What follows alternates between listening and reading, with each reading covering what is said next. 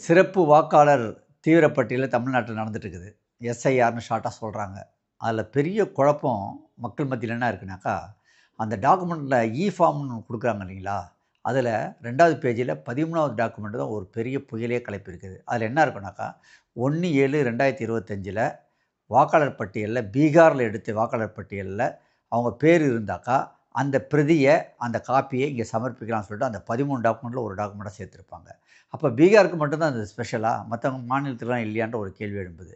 இந்த சிறப்பு வாக்காளர் பட்டியல் வந்து பீகார்ல தான் மொத கம்ப்ளீட் பண்ணியிருக்காங்க. ஸோ, அதில யார் யாரெல்லாம் 1/7/2025ல பேர் இருக்குதோ, அவங்கலாம் பெர்ஃபெக்ட்டா செக் பண்ணி செலக்ட் பண்ணவங்கன்னு அர்த்தம். அந்த மாரி உள்ளவங்க இப்ப சப்போஸ் இங்க பீகாரிஸ் இருந்தான்னு வச்சுக்கங்க, தமிழ்நாட்டுல. ஒரு 40 வயசு உள்ளவங்க.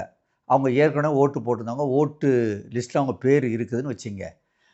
ஓட்டர் ஐடி வச்சிருந்தா, அவங்க பிஎல்ஓட்ட குடுத்தா, அவங்களுக்கு மட்டும் தான் ஃபார்மே கிடைக்கும். ஃபார்ம் வந்து புதுசா உள்ளவங்களுக்குலாம் கிடைக்காது. ஏற்கனவே இங்க ஓட்டு லிஸ்ட்ல இருக்கவங்களுக்கு மட்டும் தான் ஃபார்மே கிடைக்கும்.